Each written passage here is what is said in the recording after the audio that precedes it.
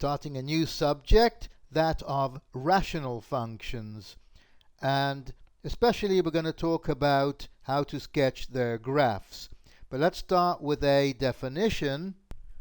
A function f of x is called a rational function if it can be written in the form p of x over q of x, where p and q are both polynomials. And I'm assuming, of course, that you know what a polynomial is. So polynomial over polynomial is a rational function. I'll give you some basic examples. I could take the function f of x equals 3 over x plus 4.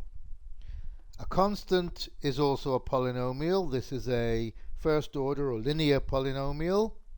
So that's an example of a rational function. Let's see, I'll use another letter. G of x could maybe 2x plus 1, which is a polynomial. X squared minus 5, another example of a polynomial. Here's another example. Sometimes we'd like to have things factored. Could be x minus 3 times x minus 2 times x plus 1 over, let's say, x plus 4 times x minus 5. And one more example, FGH, we don't use I and J usually. I'll go for K. Like I said, so it doesn't have to be F, could be any letter. Again, a polynomial over polynomial. Let's take 2x over x squared plus 9. So all these are examples, but there's something I didn't mention yet, is the domain. What is the domain of a rational function? Because a function goes together with its domain. I'd like to postpone for a while what the domain is. I'll just make a note that I still have to explain what the domain is, but I'll come to that in another section. I'd also like to make an assumption, and that assumption is that P and Q have no common terms, that it's been reduced as much as possible. I'll use the word that the rational function is reduced, or you could say P and Q have no common factors, or it's in its lowest terms, all equivalent. Sometimes we will consider it, but we'll say so specifically. So if I don't say anything, you can assume that it's been reduced. Common factors have been reduced or taken out. Next thing I want to talk about as an important concept are the zeros of q of x. Q of x is this polynomial in the denominator, and this will lead us straight into the domain and other matters. When I say the zeros of q, you could say the roots of q. It just means those values of x for which q of x equals 0. Now I can say what the domain of a rational function is. It's everywhere where q of x is not 0. In other words, the zeros of q are the only points that are not in the domain. I'll just write that q of x is not equal to 0. That's the domain. And let's look at what or how this applies in our examples. So in this first example, the q is the denominator x plus 4, and the only place where x plus 4 is 0 is when x is minus 4, so the domain would be x not equal to minus 4. I'll just write here that we're talking about the domains. In the next example, the denominator is x squared minus 5, and this can only be 0 when x squared is 5. In other words, the domain would be x not equal to plus or minus the square root of 5. Over here it's easy to see because it's all factorized, and the domain would be everywhere except where the denominator is 0, so x is not equal to minus 4 and not equal to 5. In the last one, the denominator, the q of x, is never 0 because x squared plus 9 is always positive. Or you could check by solving a quadratic equation and see that it has no solutions. Well, like I said, though, x squared is non-negative, and if I add 9, it's downright positive. So this is never 0. So the domain here is all x. There's no restriction. Okay, so that's one application of the concept of the zeros of q. But more than that, these zeros of q of x, they give rise to vertical asymptotes. I would like to assume that you've encountered asymptotes before, but in case you haven't, I'll talk about them some more, or again. I found a diagram or a graph on the internet, and I borrowed it, and this will make it easier to explain what a vertical asymptote is, which hopefully is just a reminder. This is the graph of, I'll write it again, f of x equals x plus 1 squared times x minus 3 over x plus 3 squared times x minus 2. This is the p in the numerator and the q in the denominator. So if this is p of x and this is q of x, then q of x equals 0 gives us, well, we can see that either x is equal to minus 3 or x equals 2. And if we look at these as lines, if we think of it in the xy plane, x equals minus 3 is a vertical line through minus 3.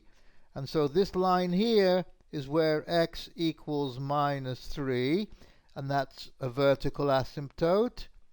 And also this line here, where should I write it? Well, x equals 2.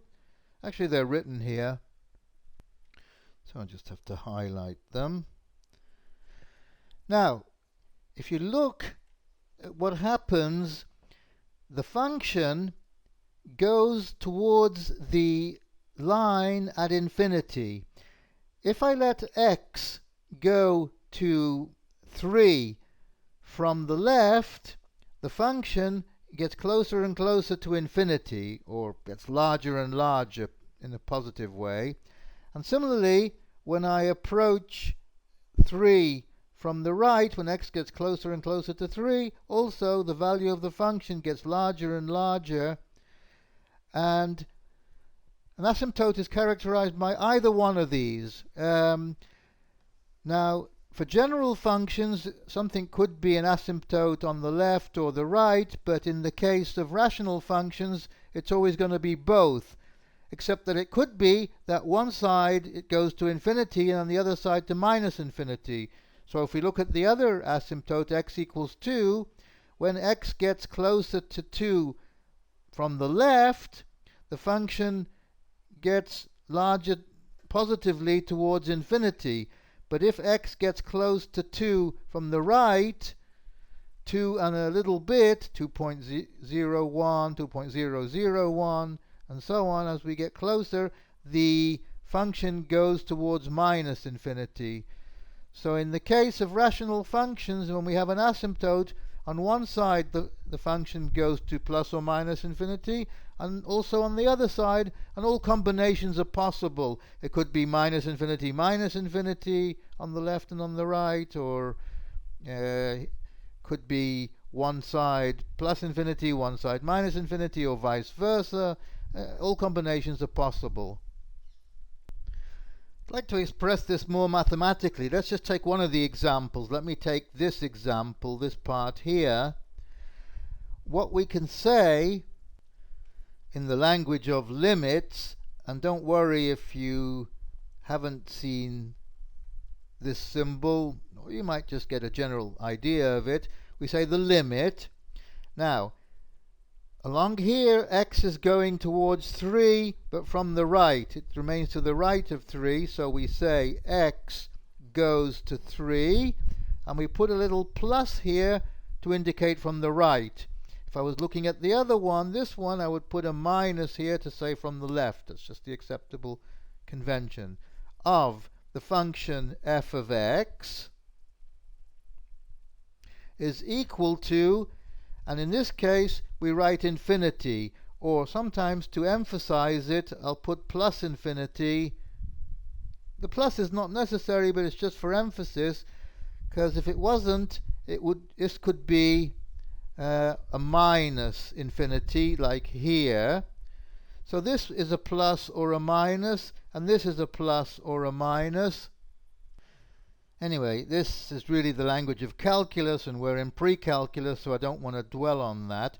But there is something that is very important. This assumption about the function being reduced, that there are no common factors of p and q, is very important in the case of vertical asymptotes. What has to happen is that q of x has to be 0 for a vertical asymptote, but p of x must not equal 0, or at least may or may not be an asymptote if p is 0. But to guarantee, we have to have that p is not 0. And if you check, put minus 3 or 2 in the numerator, and it's not 0, because the only zeros of the numerator are minus 1 and 3, and neither are these. You might ask, what happens if p of x is 0 and q of x is 0? That brings me to the next concept. That's the concept of a whole. I'll give an example. Let me take f of x to be the rational function, x squared minus x minus 2 over x minus 2. Now this is the p and this is the q, or p of x and q of x. Now, q of x equals 0 gives us just that x equals 2. But what happens when x is 2 to the value of p? P of 2 is what? 2 squared minus 2 minus 2, which equals 0. So for x equals 2, both p equals 0 and q equals 0. And this is a sure sign that p and q have factors in common, that this wasn't fully reduced. In fact, we can see that f of x is equal to, if you factorize this, you get x minus 2 times x plus 1. I'm not going to do that work here, but you can check. If you multiply out, it's x times x is x squared, minus 2x plus x is minus x, minus 2 times 1 is minus 2. And you see that x minus 2 is a common factor. For emphasis, I'll put brackets around here. And we can reduce by cancelling out the x minus 2. So this is just equal to x plus 1. However, we still remember the fact that q of 2 in this case was 0, in the sense that 2 is not in the domain. So for the domain, we still have that x is not equal to 2. and this gives us what we call the whole.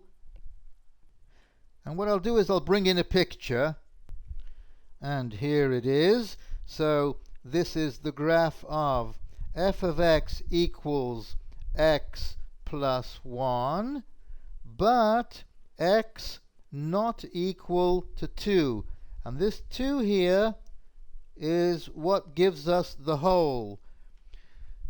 I mean, you draw a little circle, little hollow circle, and that indicates that there's just one point missing, the point where x equals 2. It's actually the point 2 comma 3, because if x is 2, 2 plus 1 is 3, 2 comma 3. That's the point that's missing.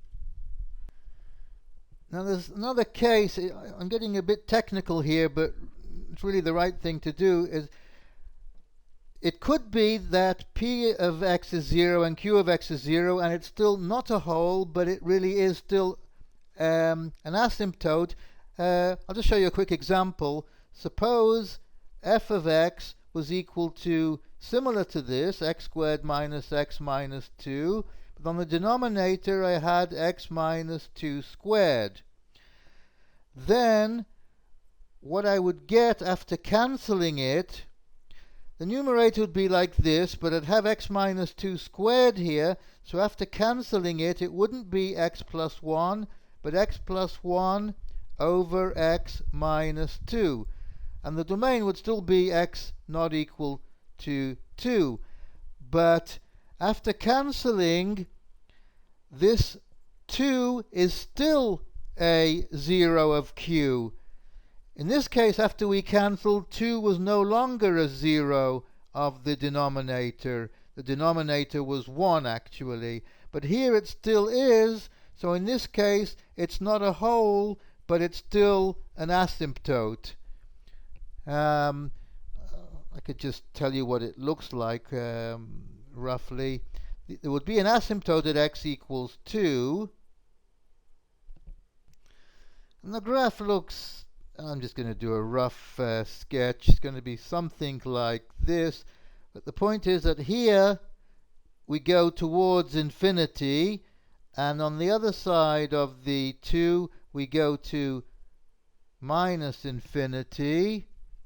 It's off the screen. And if I just summarize what the point is here, we usually assume that there's no common factors in the top and in the bottom, in p and in q, but if there are, we have to reduce, and then we either will get a whole after reducing, or we might still get an asymptote depending if that value of x is still a 0 of q or not. This example explains it all, but this is fairly rare. Okay, let's take a break now.